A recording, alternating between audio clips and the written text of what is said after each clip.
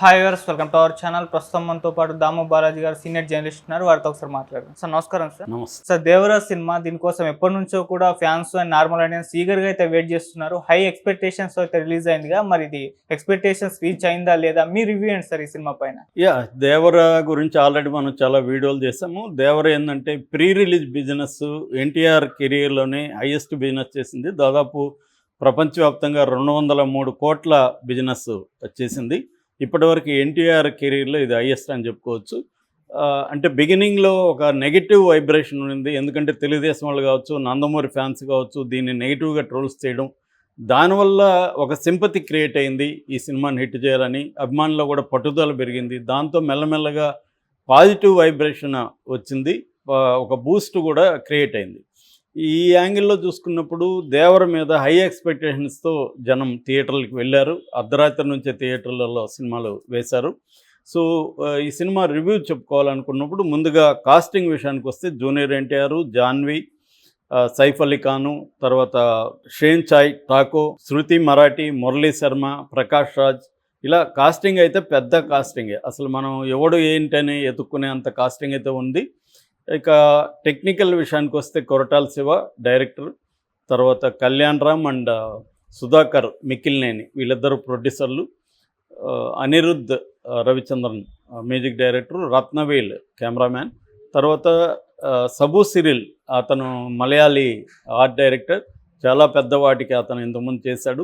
ఇండియాలోనే one of the best art directors. తను దీనికి ఆర్ట్ డైరెక్షన్ చేశాడు. అక్కినేని శ్రీకర్ ప్రసాద్ ఎడిటింగ్ చేశాడు. మొత్తం టెక్నికల్ క్రూ కూడా వెరీ వెరీ సాలిడ్ ఉంది.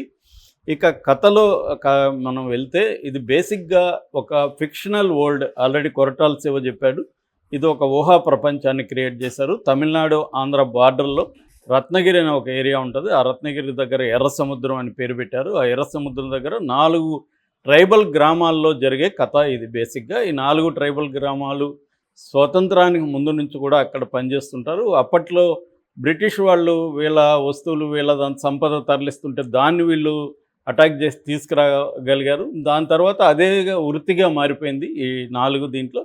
ఈ 4 గ్యాంగ్స్కి 4 లీడర్లు ఉంటారు. ఒక గ్యాంగ్కి దేవర ఎన్టీఆర్ ఉంటే, ఇంకొక దానికి సైఫ్ అలీ ఖాన్ బైరా ఉంటాడు, ఇంకొక దానికి శ్రీకాంత్ రాయప్ప ఉంటాడు, ఇంకొక దానికి కోరా షెన్చాయ్ టామ్ అతను ఉంటాడు. సో ఈ 4 గ్యాంగులు కలిసి వెళ్ళి కంటైనర్లో ఉండేవి తీసుకొని మురుగా అనే మురళీ శర్మ గ్యాంగ్కి వీళ్ళు అప్పగిస్తారు. మురుగా గ్యాంగ్ వీళ్ళకి డబ్బులు ఇస్తారు. ఇది బేసిక్గా సెటప్. ఇది వీళ్ళు తెచ్చే దాంట్లో ఎక్కువగా ఆయుధాలు ఉంటాయి. ఆ ఆయుధాలు దేనికి ఉపయోగపడుతున్నాయి ఏంటి వీళ్ళకి ఏం తెలియదు. అయితే జూనియర్ ఎన్టీఆర్ ఈ బైరా మన దేవర లైఫ్లో ఒక సంఘటన జరుగుతుంది. దాంతో అతను మార్పు వస్తుంది. ఇది కరెక్ట్ కాదు, మనం చేసేది తప్పు. సో మనం ఆయుధాలని తీసుకొచ్చి ఇలా అమ్మడం కరెక్ట్ కాదు, దాని బదులు మనం ఫిషింగ్ చేద్దాము, దాంట్లో మనం బతకచ్చు, నీతిగా బతుకుదామని అతను మారిపోతాడు. సో మారిపోతే వీళ్ళు వినరు, ఎందుకంటే వీళ్ళకి ఇది అలవాటు అయిపోయింటుంది. సో అతను ఇప్పుడు వీళ్ళకి భయాన్ని నేర్పించాలి, వీళ్ళకి భయం అనేది తెలియదు అని చెప్పి వీళ్ళకి భయాన్ని నేర్పించడానికి అతను ఒక షాకింగ్ నిర్ణయం తీసుకుంటాడు. దాని తర్వాత వీళ్ళు ముఖ్యంగా సైఫ్ అలీ ఖాన్ ఆధ్వర్యంలో మిగతా వాళ్ళతో కలిసి సైఫ్ అలీ ఖాన్ అతనితో మంచిగా ఉన్నట్టు నటించి అతన్ని చంపేసి మొత్తం సముద్రాన్ని తానే వెళ్ళాలని సైఫ్ అలీ ఖాన్ అనుకుంటాడు. సో ఇది ఏం జరిగింది, వీళ్ళు అనుకున్నట్టు అతన్ని చంపేయగలిగారా దేవరని? మరి దేవర కొడుకు వర ఎవరు? వర ఎందుకు పిరికివాడిగా ఉంటున్నాడు? సో ఫైనల్గా దేవర బతుకున్నాడా లేదా సముద్రంలో? వీళ్ళు అనుకున్నట్టుగా వీళ్ళు చేయగలిగారా లేదా? ఇది బేసిక్గా కథగా మనం చెప్పుకుంటే. ఇక స్క్రీన్ ప్లే విషయానికి వస్తే దీన్ని మామూలుగా కూడా ఈ మధ్యకాలంలో ఏంటంటే ఒక వాయిస్ ఓవర్ చెప్పడం, ఒక ఎలివేషన్తో స్టార్ట్ చేయడం, ఇవన్నీ రొటీన్ ఫార్ములా. అదే ఫార్ములాని శివ ఎన్నుకున్నాడు.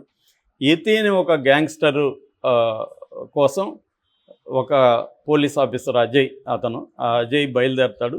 అతను ఎర్ర సముద్రం ఈ రత్నగిరి దగ్గరికి వచ్చినప్పుడు అతనికి కనిపించిన ప్రకాష్ రాజ్ క్యారెక్టర్ అసలు యతి కాదు, నువ్వు దేవర గురించి తెలుసుకోవాలని చెప్పి 12 ఏళ్లకు ముందు దేవర లైఫ్ని గురించి ప్రకాష్ రాజ్ చెప్పడం మొదలు పెడతాడు.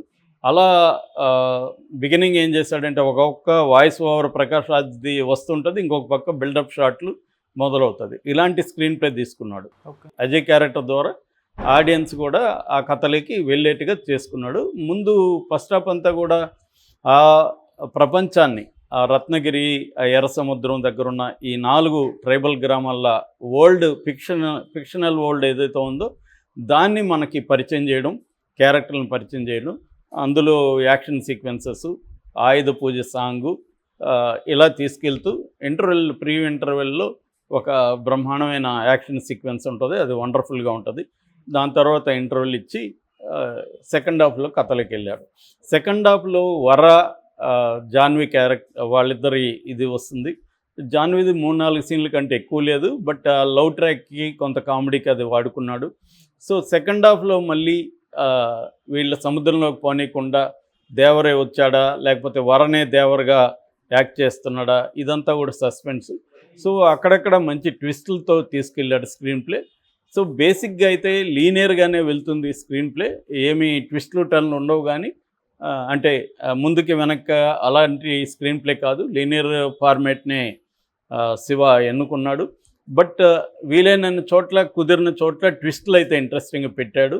సో ఓవరాల్గా స్క్రీన్ ప్లే ఇంట్రెస్టింగ్గా అయితే ఉంటుంది. కాకపోతే రన్ టైం ఎక్కువ ఉంది. దాదాపు 3 hours 2 hours 50 minutes పైన రన్ టైం ఉంది. మామూలుగా సెన్సార్ ఇచ్చిన దానికంటే కూడా ఒక 7 నిమిషాలు కట్ చేశారు, అయినప్పటికీ కూడా రన్ టైం పెద్దగా ఉంది. సో ఇక విశ్లేషణకు వస్తే మనకు ఫస్ట్ హాఫ్ అనీవన్గా ఉంది. అంటే ఫస్ట్ హాఫ్ అంతా కూడా ఏంటంటే ఎస్టాబ్లిష్మెంట్లకి, ఆ ప్రపంచాన్ని పరిచయం చేయడానికి క్యారెక్టర్లు కూడా నెంబర్ ఆఫ్ క్యారెక్టర్లు ఉన్నాయి. వాటిని పరిచయం చేయడానికి అసలు వాళ్ళ పేర్లు మనకు గుర్తుండవు. రకరకాల పేర్లు, ఆ ట్రైబల్ నేమ్స్ పెట్టారు. అన్నీ గుర్తుపెట్టుకోవడం కూడా కష్టమే. సో అలా సాగిపోతూ ఉంటుంది ఫస్ట్ హాఫ్లో అక్కడక్కడ డ్రాగ్ ఉంది. కానీ ఆయుధ పూజ ఒకటి బాగుంది. ఇంట్రొడక్షన్ సీన్స్ అవన్నీ కూడా ఇంట్రెస్టింగ్ ఉన్నాయి. తర్వాత ఇంటర్వెల్కి ముందు వచ్చే ఆ ఫైట్, ఇవి ఫస్ట్ హాఫ్లో మనం హైలైట్గా చెప్పుకోవచ్చు. సెకండ్ హాఫ్ అంటే ఫస్ట్ హాఫ్లో పెద్దగా మనకి బోరింగ్గా అట్లా ఏముండదు.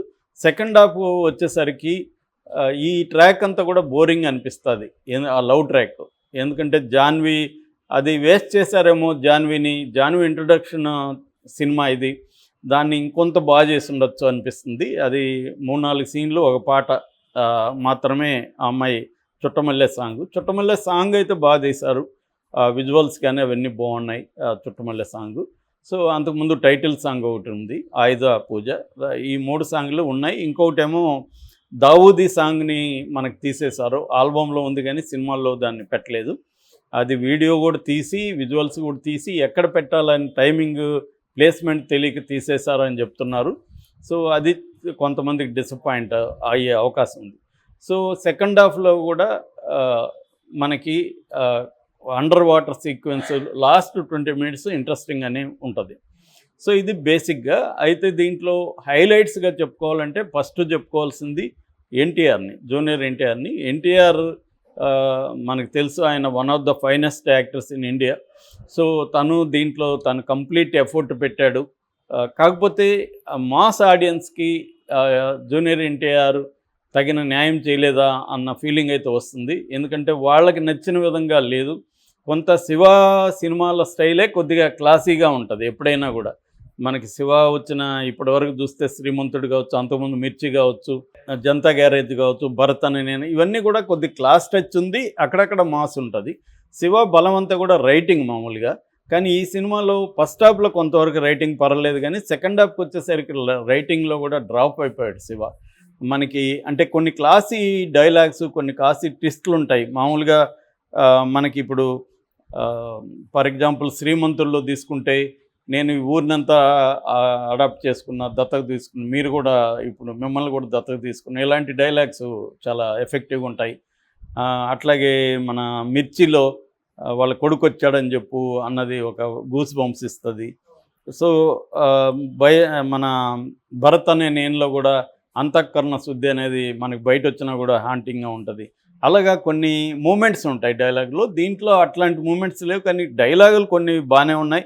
అంటే ఇప్పుడు దేవుడి భయం పోవాలంటే దేవుడి కథ వినాలి, భయం గురించి తెలుసుకోవాలంటే దేవరి కథ వినాలి, తర్వాత సముద్రం ఎక్కాల, సముద్రం ఏలాల, తర్వాత దేవర అడిగినాడంటే చెప్పినాడంటే ఇలాంటి కొన్ని డైలాగ్స్ కొంత గూస్ బంప్స్ ఫ్యాన్స్కి వచ్చే ఎలిమెంట్స్ అయితే ఉన్నాయి అక్కడక్కడ. ఓవరాల్గా అనీవన్గా ఉందని చెప్పుకోవచ్చు. అంటే కొన్ని చోట్ల బ్రహ్మాండంగా ఉంది, కొన్ని చోట్ల డ్రాగ్గా బోరింగ్గా ఉంది. ఇక ప్లస్లు, ఈ సినిమాలో ప్లస్లు చెప్పాలంటే యాక్టింగ్ పరంగా అందరూ బాగా చేశారు. ముఖ్యంగా జూనియర్ ఎన్టీఆర్కి, సైఫ్ అలీ ఖాన్కి ఇద్దరికి కూడా ఆల్మోస్ట్ స్క్రీన్ టైమ్ దాదాపు ఈక్వల్గా ఉంది, చాలా పవర్ఫుల్గా ఉంది. బాహుబలిలో బలాల దేవ, బాహుబలి క్యారెక్టర్ని ఎట్లయితే డిజైన్ చేశారో ఇక్కడ కూడా దేవరా, బైరా వీళ్ళిద్దరు ఏది అంత పవర్ఫుల్గా చేశాడు. సైఫ్ అలీ ఖాన్ కూడా బ్రహ్మాండంగా చేశాడు. అట్లాగే మిగతా ఆర్టిస్టులు అందరూ కూడా వాళ్ళ దీంట్లో పరిధిలో బాగానే చేశారు. మనకి ఆర్టిస్టులని తప్పుపడడానికైతే ఏం లేదు, అందరూ బాగున్నారు. ఇక రెండవ హైలైట్ చెప్పుకోవాలంటే అనిరుద్ధ్ పాటలైతే గొప్పగా లేవు, కానీ బ్యాక్గ్రౌండ్ స్కోర్ చాలా చోట్ల ముఖ్యంగా యాక్షన్ సీక్వెన్సెస్ని ఎలివేట్ చేయడంలో అనిరుద్ధ్ చాలా బాగా చేశాడని చెప్పాలి. కానీ ఎమోషన్ సీక్వెన్స్లో అంతగా ఎఫెక్టివ్గా లేదు. ఓవరాల్గా అనిరుద్ధ్ స్కోరు చాలా బాగుంది. ఇక కొన్ని డైలాగ్స్, ఇందాక చెప్పినట్టు డైలాగ్స్ బాగుంది. నెక్స్ట్ చెప్పుకోవాల్సింది రత్నవేల్ ఫోటోగ్రఫీ. ఆ ప్రపంచాన్ని రియలిస్టిక్గా ప్రజెంట్ చేయడంలో ముఖ్యంగా అండర్ వాటర్ కావచ్చు, ఓవర్ వాటర్ కావచ్చు, సముద్రం మీద, సముద్రం లోపల ఈ సీన్లన్నీ కూడా మనకు పర్ఫెక్ట్గా రావడానికి రత్నవేల్ ఫోటోగ్రఫీ అనేది చాలా బాగా ఉపయోగపడింది. విఎఫ్ఎక్స్ కొన్ని చోట్ల మాత్రం అంత ఎఫెక్టివ్గా లేవు, కొన్ని చోట్ల చాలా బాగొచ్చాయి. సో అది కూడా అనీవన్గా ఉంది. ఇక క్లైమాక్స్లో వచ్చే ఫైట్ కూడా చాలా బాగుంది. ఫైట్స్ ఇంటర్వెల్ది, క్లైమాక్స్ ముందుది, ఈ రెండు చాలా బాగా వచ్చాయి. ఇక మైనస్లు చెప్పుకోవాలంటే ఇది లెంగ్త్ ఎక్కువ ఉంది, డ్రాగ్ ఉంది, తర్వాత ప్రిడిక్టబిలిటీ ఉంది, మనకి ముందే తెలిసిపోతుంటాయి చాలా. అట్లాగే మాస్ అపీల్ ఇవి తక్కువగా ఉన్నాయి. క్లాస్ ఆడియన్స్కి అయితే కొంత డ్రామా అదంతా ఉంది, నచ్చుతుంది. మాస్కి అంత ఎక్కుతుంది అనేది చూడాలి, ఎందుకంటే బీసీ సెంటర్లో ఇది ఎంత మాత్రం పెర్ఫామ్ చేస్తుంది ఈ సినిమా అనేది మనం చూడాలి. ఇక రైటింగ్లో ఇందాక చెప్పినట్టుగా రైటింగ్లో ఆ స్పార్క్ అయితే శివాకి గతంలో ఉన్న స్పార్క్ లేదు, అక్కడ డల్గా ఉంది. ఇక లాస్ట్లో ఒక చిన్న హుక్ పెట్టారు, మనకి బాహుబలి ఎలాగా ఉంటుందో ఇది చూస్తే కూడా బాహుబలే గుర్తొస్తుంది. సేమ్ అలాంటి సర్ప్రైజ్ పెట్టారు. అంటే రెండో పార్ట్కి వెళ్ళడానికి ఈ సర్ప్రైజ్ పెట్టారు. జూనియర్ ఎన్టీఆర్ వాళ్ళ నాన్న మధ్య ఒక సీక్వెన్స్ ఉంటుంది, చిన్న ఇది ఉంటుంది, అది క్లిప్ హ్యాంగర్ అని చెప్తున్నారు. ఆ క్లిప్ హ్యాంగర్ అయితే బాహుబలి తెలియని వాళ్ళకి ఇంట్రెస్ట్గా ఉంటుంది, కానీ బాహుబలి తెలిసిన వాళ్ళకి మళ్ళీ వీళ్ళు బాహుబలి టైప్లో పెట్టారా అన్న ఇదైతే ఉంది. కానీ అది వర్కౌట్ అవుతుంది ఖచ్చితంగా, అంటే సెకండ్ పార్ట్ చూడాలనే ఫీలింగ్ అయితే వస్తుంది. సో ఓవరాల్గా ఈ సినిమాతో శివ కానీ ఇటు ఎన్టీఆర్ కానీ హిట్ అయితే కొడుతున్నారు, దాంట్లో అయితే డౌట్ లేదు. కానీ మాస్ కోరుకున్నట్టు ఎలిమెంట్స్ మాత్రం దీంట్లో లేవు. ఎందుకంటే ఆ కైండ్ ఆఫ్ డ్యాన్సులు కానీ, ఆ కైండ్ ఆఫ్ పాటలు కానీ, ఆ కైండ్ ఆఫ్ ఎంటర్టైన్మెంట్ కానీ, ఆ కైండ్ ఆఫ్ యాక్షన్ సీక్వెన్సులు కానీ మాస్కి సరిపోయే విధంగా లేవు. కొంత కథలోకి ఇన్వాల్వ్ అయ్యి చేయగలిగితే మాత్రం చూడగలిగితే కొత్తగా ఉంటుంది. ముఖ్యంగా సముద్రం బ్యాక్డ్రాప్ అదంతా కూడా ఇండియన్ స్క్రీన్లో ఫస్ట్ టైం అని చెప్పచ్చు. ఇటువంటి ఒక బ్యాక్డ్రాప్తో సినిమా కొంతవరకు మనకి ఛత్రపతిలో ఉంది, తర్వాత పొన్నియిన్ సెల్వంలో సముద్రం కొంతవరకు ఉంది, కానీ దీంట్లో ఫుల్ లెంగ్త్ దాదాపు 30 minutes మనకి ఓవరాల్గా